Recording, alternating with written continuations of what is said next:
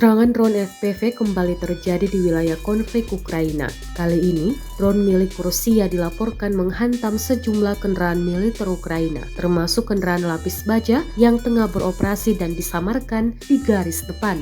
Ledakan demi ledakan tampak jelas dalam rekaman. Videonya diunggah di kanal Telegram pada Rabu 29 Mei 2025, memperlihatkan momen saat drone menghantam sasaran yang tampaknya telah diposisikan untuk menghindari deteksi. Belum ada laporan resmi mengenai jumlah korban atau kerusakan secara keseluruhan akibat serangan ini. Pihak Ukraina belum memberikan pernyataan resmi terkait serangan tersebut.